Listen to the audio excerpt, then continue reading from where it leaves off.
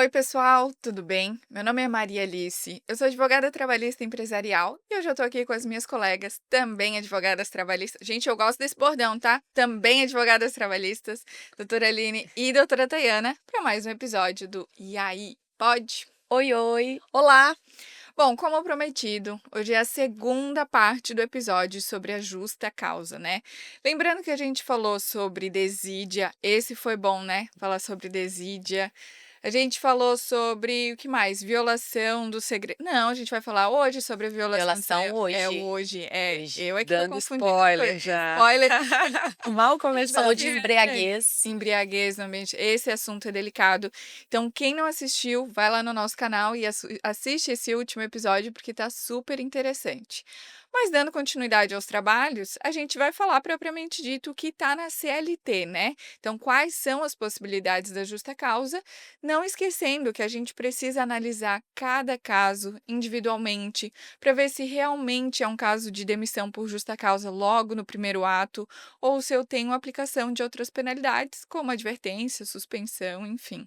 A gente falou bastante de gradação de penas, né, então é importante avaliar, a gravidade e saber qual das penalidades aplicar. Sim, sim. Exatamente. E o que a gente sempre fala também é a comunhão da análise pelo setor de recursos humanos, departamento pessoal e um setor jurídico para ver o que tem que ser feito no caso, né?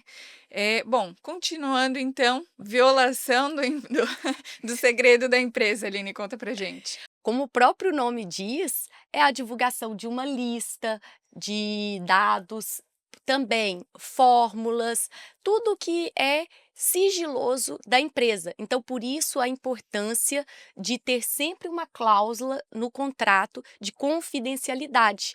E isso, assim, no ambiente de trabalho, a gente já se espera, né, que o sigilo, a descrição sejam os valores primordiais, mas a empresa não pode contar com isso, então precisa sim estar no contrato de trabalho.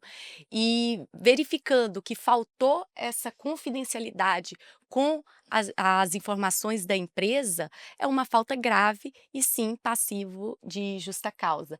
Então, sempre um código de conduta bem elaborado, um regulamento interno, porque para o funcionário ter clareza disso, ele tem que ter clareza dessa confidencialidade das informações da empresa. E constar, como tu mencionou, no próprio contrato de trabalho, a cláusula, né? Porque é de suma importância. E ter a comprovação também de que foi aquela pessoa que vazou esses dados. Inclusive, no nosso episódio da Lei Geral de Proteção de Dados, eu trouxe o caso da Clara Castanho, que teve o vazamento de dados pessoais sensíveis, né? Então, a pessoa que vazou esses dados, ela foi demitida por justa causa. Claro, a gente sabe tudo muito a grosso modo, não sabe como especificamente aconteceu, mas, uma das alíneas que poderia ser utilizado cumulada com outra seria essa da violação, porque ela pegou um dado pessoal sensível, que era da empresa, e vazou, né. Então, comprovando que foi ela, a gente consegue aplicar na demissão por justa causa. Bom, dando continuidade, a gente tem disciplina e insubordinação, né. Exatamente. Até no episódio anterior eu comentei que às vezes a desídia é confundida também com essas duas outras hipóteses, né, da indisciplina e insubordinação, que também são diferentes, entre si. A indisciplina, ela se caracteriza quando o empregado, ele não cumpre uma obrigação, geral, certo? Como, por exemplo, ele se nega a usar EPI, né? Uhum. E a insubordinação, ela já é o não cumprimento de uma ordem, uma ordem específica, vamos dizer assim, né, alguma ordem do chefe naquele determinado horário de trabalho. Então, assim, é muito importante que a operação nesse momento, né, o gestor desse funcionário, não só o RH e o jurídico, se conversem, porque eu preciso analisar muito bem isso, documentar muito bem essa situação, inclusive saber se há previsão com relação, que caracterize essa insubordinação ou essa indisciplina, né, entender o que que aconteceu por que que aconteceu, né, por que que o empregado se negou, porque essa negativa ela tem que ser, injustificável para caracterizar a justa causa, né. Então e quão grave também foi essa situação, o quanto que gerou, por exemplo, de prejuízo na operação ou para a própria empresa. Então assim, não tem fórmula mágica para a justa causa, tem que ser avaliado, analisado com calma, com imediatidade sim, mas com calma, coerência, para aplicar, com certeza essa justa causa e não gerar um passivo trabalhista. Outro polêmico, que é o que a gente comentou ali no início do episódio, é o abandono de emprego, né. Por que que ele é polêmico? Porque eu vou muito de acordo com a jurisprudência. Então a jurisprudência entende que majoritária, né, entende que o abandono de emprego ele vai ser caracterizado se eu tenho faltas injustificadas por mais de 30 dias. Então essas faltas elas têm que ser ininterruptas e eu tenho que informar o funcionário via correios, através de uma notificação, de que para ele se justificar o motivo das faltas, né. Então aí a gente tem uma questão também. Então é muito jurisprudencial. É a questão tanto dos 30 dias, porque também é muito confundido com a desídia. "Ah, eu tenho faltas de 5 dias", daí ele volta para o trabalho, daí ele trabalha 3, depois ele falta de novo. Então aqui eu tenho uma desídia, eu posso aplicar advertência, suspensão, enfim. O abandono de emprego ele tem que ser realmente corrido os 30 dias. E também o não retorno da alta previdenciária, né, então eu tive alta previdenciária, ele fica 30 dias sem comparecer na empresa, eu também posso aplicar a demissão pelo abandono. O 482 ele traz abandono de emprego, apenas. Então assim, é uma questão realmente jurisprudencial, né, e eu vou além nessa polêmica, né. A O entendimento há entendimento de que realmente precisa notificar o empregado para que ele retorne, e como se isso fosse um requisito para justa causa, né, então tem decisões judiciais nesse sentido. Mas eu particularmente entendo que, a prestação de serviço, ela decorre da obrigação contratual, né. Então assim como a obrigação contratual do empregador é pagar o salário.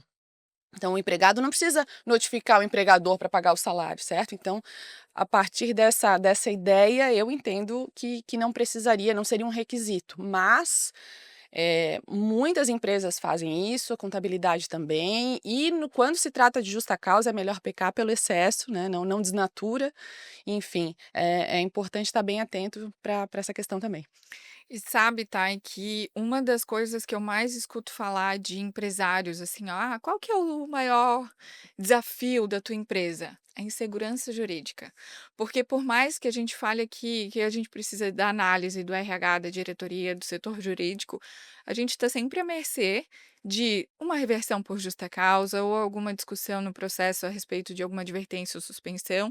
Enfim, por isso que a gente fala muito que o caso ele precisa ser analisado individualmente e mesmo assim não é uma certeza absoluta, né, porque a gente tem o judiciário que, infelizmente, a gente tem essa insegurança no Brasil, né, é nítido e notório, todo mundo sabe que existem juízes que entendem de uma forma, outros que entendem de outro, e acaba poxa, o empresário pensa: "Tá, nesse caso, e aí? Posso fazer isso mesmo? E aí, doutor, eu posso?" A gente sempre fala: "Depende", né, mas a orientação é que seja assim, assim, né, então a gente sempre demonstra isso.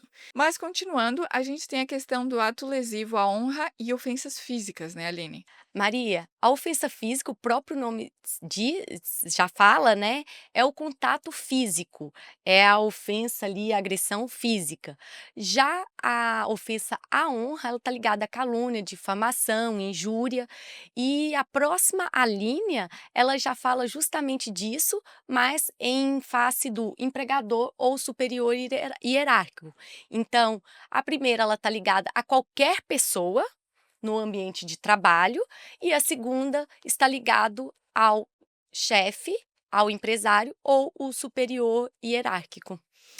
E o próximo é um assunto que está bem em alta também, que é com relação à prática constante de jogos de azar. Porque, querendo ou não, a gente vê muita gente, jogando nessas plataformas, Tigrinho, enfim, né, e os influenciadores todos estão sendo ouvidos por essa questão, então ela é quase que uma comoção nacional a respeito do assunto, né.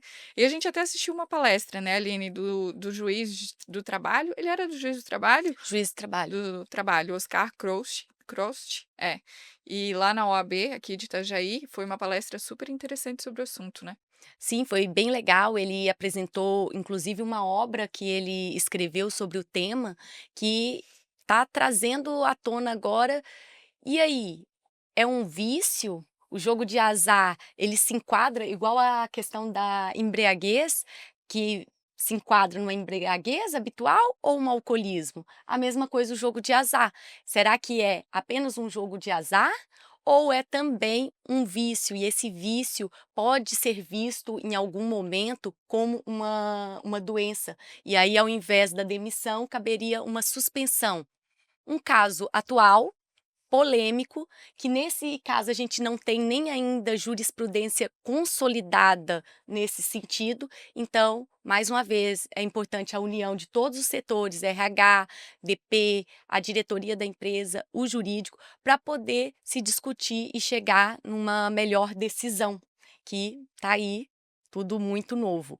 E na linha seguinte, fala da questão exatamente da parte em que fala sobre a perda da habilitação, a perda da carteira profissional, que a gente pode dar o exemplo de um caminhoneiro, se ele é pego dirigindo embriagado, e pode ser também fora do ambiente de trabalho, e ele perde essa habilitação, então a perda da habilitação de forma dolosa. Então, ele quando ele bebe, ele arrisca ele assume o risco, então se ele perde, sim, cabe uma justa causa. Da mesma forma, a credencial da OAB, do CRM, então se perdeu de forma dolosa, cabe sim também uma justa causa. Perfeito. E para a gente finalizar a questão da justa causa, previsto na CLT, a gente tem um ato atentatório à segurança nacional, que eu preciso de uma análise, um inquérito administrativo, porque ela também vai, né, pensando pelo lado de ameaças, terrorismo, por esse campo, de forma nacional, né, então contra a segurança nacional. Como a gente falou aqui, tudo precisa ser muito bem analisado, friamente, né, vamos colocar assim, individualmente. Então todo esse comitê, toda essa análise, ela precisa ser feita em todos os casos. Nosso intuito aqui foi realmente demonstrar, porque tem gente, por exemplo, da Segurança Nacional, que nem sabia que estava previsto na CLT, porque não é algo corriqueiro, então não sabe. Então a nossa intenção foi realmente demonstrar todas as alíneas, não esquecendo dessa singularidade de análise individual dos casos. Mas é isso, meninas. Muito obrigada por hoje. Pessoal, não deixa de seguir a gente nas redes sociais, se inscreva no nosso canal, segue a gente lá no Instagram e maratona lá o nosso YouTube, que tá bem legal. Os nossos vídeos realmente eles são bem objetivos. A gente tenta trazer para vocês as informações, alguns casos, né, alguns exemplos, para ter esse conhecimento. Mas vai lá, maratona, que é bem legal. Tchau, tchau. Tchau.